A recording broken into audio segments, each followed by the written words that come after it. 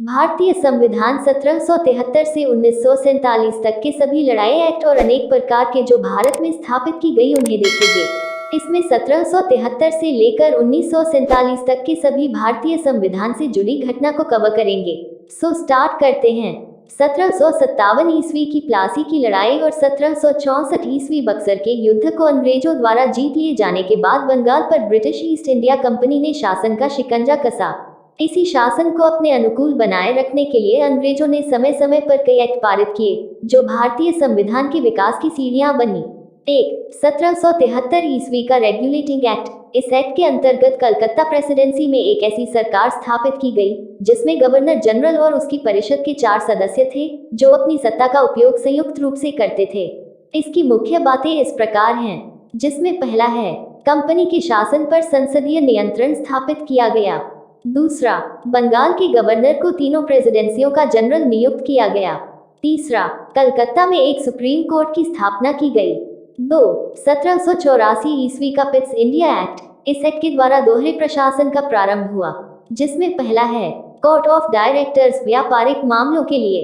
दूसरा, board of controller राजनीतिक मामलों के लिए। 3. 1793 ईस्वी का चार्टर अधिनियम। इसके द्वारा नियंत्रण बोर्ड के सदस्यों तथा कर्मचारियों के वेतन आदि को भारतीय राजस्व में से देने की व्यवस्था की गई। 4. 1813 ईस्वी का चार्टर अधिनियम। इसके द्वारा, जिसमें पहला है, कंपनी के अधिकार पत्र को 20 सालों के लिए बढ़ा दिया गया। दूसरा, कंपनी के भारत के साथ व्यापार करने के एकाधिकार को छीन लिया गया, लेकिन उसे चीन के साथ व्यापार और पूर्वी देशों के साथ चाय के व्यापार के संबंध में 20 सालों के लिए एकाधिकार प्राप्त रहा। तीसरा, कुछ सीमाओं के अधीन सभी ब्रिटिश नागरिकों के लिए भारत के साथ व्यापार खोल दिया गया। 5. 1833 ईस्वी का चार्टर अधिनियम। इसके द्वारा, जिसमें पहला है, कंपनी के व्यापारिक अधिकार पूर्णतः समाप्त कर दिए गए। दूसरा, अब कंपनी का कार्य ब्रिटिश सरकार की ओर से मात्र भारत का शासन करना रह गया। तीसरा, बंगाल के गवर्नर जनरल को भारत का गवर्नर जनरल कहा जाने लगा। चौथा, भारतीय कानूनों का वर्गीकरण किया गया तथा इस कार्य के लिए विधि आयोग की नियुक्ति की व्यवस्था की गई। 6. 1853 ईस्वी का चार्टर अधिनियम। इस अधिनियम के द्वारा सेवाओं में नामजदगी का सिद्धांत समाप्त कर कंपनी के महत्वपूर्ण पदों को प्रतियोगी परीक्षाओं के आधार पर भरने की व्यवस्था की गई। 7. 1858 ईस्वी का चार्टर अधिनियम, जिसमें पहला है, भारत का शासन कंपनी से लेकर ब्रिटिश क्राउन के हाथों सौंपा गया। दूसरा, भारत में मंत्री पद की व्यवस्था की गई। तीसरा, 15 सदस्यों की भारत परिषद का सृजन हुआ। चौथा, भारतीय मामलों पर ब्रिटिश संसद का सीधा नियंत्रण स्थापित किया गया। 8. 1861 ईस्वी का भारत शासन अधिनियम। गवर्नर जनरल की कार्यकारिणी परिषद का विस्तार किया गया। दूसरा, विभागीय प्रणाली का प्रारंभ हुआ। तीसरा, गवर्नर जनरल को पहली बार अध्यादेश जारी करने की शक्ति प्रदान की गई। चौथा, गवर्नर जनरल को बंगाल, उत्तर पश्चिमी सीमा प्रांत और पंजाब में विधान परिषद स्थापित करने की शक्ति प्रदान की गई। 9. 1892 ईस्वी का भारत शासन अधिनियम, जिसमें पहला है, अप्रत्यक्ष चुनाव प्रणाली की शुरुआत हुई। दूसरा, इसके द्वारा राजस्व एवं व्यय अथवा बजट पर बहस करने तथा कार्यकारिणी से प्रश्न पूछने की शक्ति दी गई। 10. 1909 ईस्वी का भारत शासन अधिनियम मालिक मिंटो सुधार, जिसमें पहला है, पहली बार मुस्लिम समुदाय के लिए पृथक प्रतिनिधित्व का उपबंध किया गया। दूसरा, भारतीयों को भारत सचिव एवं गवर्नर जनरल की कार्यकारिणी परिषदों में नियुक्ति की गई। तीसरा, केंद्रीय और प्रांतीय विधान परिषदों को पहली बार बजट पर वाद विवाद करने, सार्वजनिक हित के विषयों पर प्रस्ताव पेश करने, पूरक प्रश्न पूछने और मत देने का अधिकार मिला। चौथा, प्रांतीय विधान परिषदों की संख्या में वृद्धि की गई। 11. 1919 ईस्वी का भारत शासन अधिनियम मॉन्टेग्यू चेम्सफोर्ड सुधार, जिसमें पहला है, केंद्र में द्विसदनात्मक विधायिका की स्थापना की गई। प्रथम राज्य परिषद तथा दूसरी केंद्रीय विधानसभा। राज्य परिषद के सदस्यों की संख्या 60 थी, जिसमें 34 निर्वाचित होते थे और उनका कार्यकाल 5 वर्षों का होता था। केंद्रीय विधानसभा के सदस्यों की संख्या 145 थी, जिनमें 104 निर्वाचित तथा 41 मनोनीत होते थे। इनका कार्यकाल 3 वर्षों का था। दोनों सदनों के अधिकार समान थे। इनमें सिर्फ एक अंतर था कि बजट पर स्वीकृति प्रदान करने का अधिकार निचले सदन को था। दूसरा, प्रांतों में द्वैत शासन प्रणाली का प्रवर्तन किया गया। इस योजना के अनुसार प्रांतीय विषयों को 2 उपवर्गों में विभाजित किया गया, आरक्षित तथा हस्तांतरित। आरक्षित विषय थे वित्त, भूमिकर, अकाल सहायता, न्याय, पुलिस, पेंशन, आपराधिक जातियां, छापखाना, समाचार पत्र, सिंचाई, जलमार्ग, खान कारखाना, बिजली, गैस, व्यालय, श्रमिक कल्याण, औद्योगिक विवाद, मोटर गाड़ियां, छोटे बंदरगाह और सार्वजनिक सेवाएं आदि। हस्तांतरित विषय, जिसमें पहला है शिक्षा, पुस्तकालय, संग्रहालय, स्थानीय स्वायत्त शासन, चिकित्सा सहायता।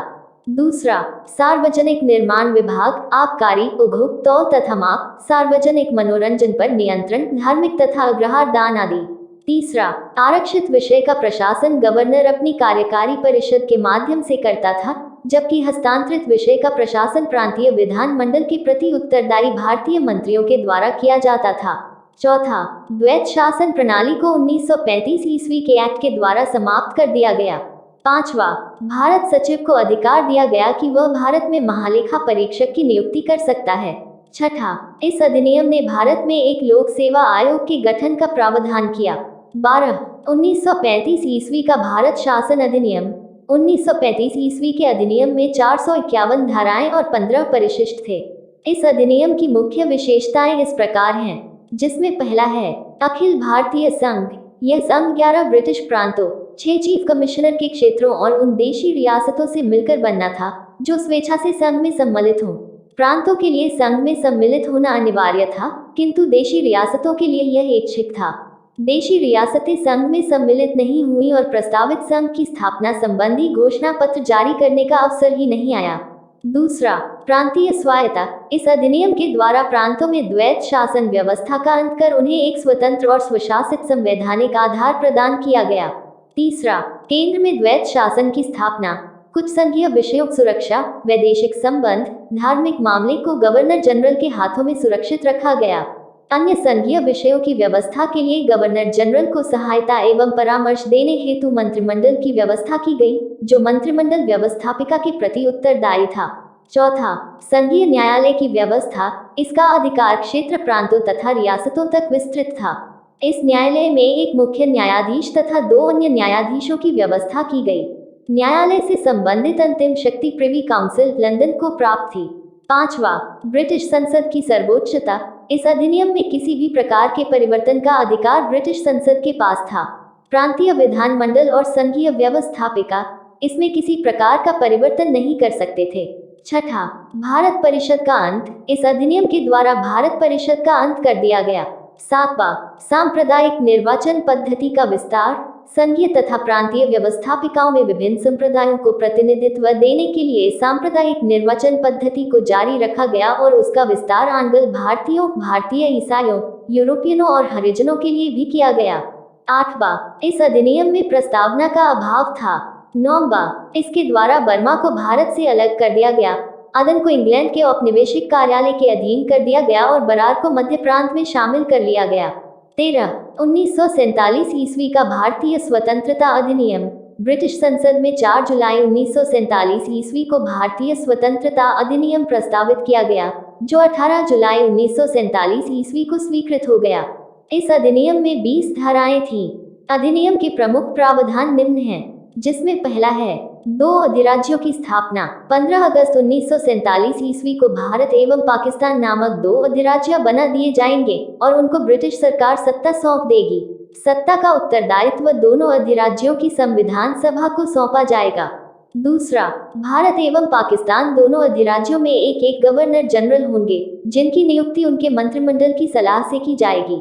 तीसरा, संविधान सभा का विधानमंडल के रूप में कार्य करना। जब तक संविधान सभाएं संविधान का निर्माण नहीं कर लेती, तब तक वह विधानमंडल के रूप में कार्य करती रहेंगी। चौथा, भारत मंत्री के पद समाप्त कर दिए जाएंगे।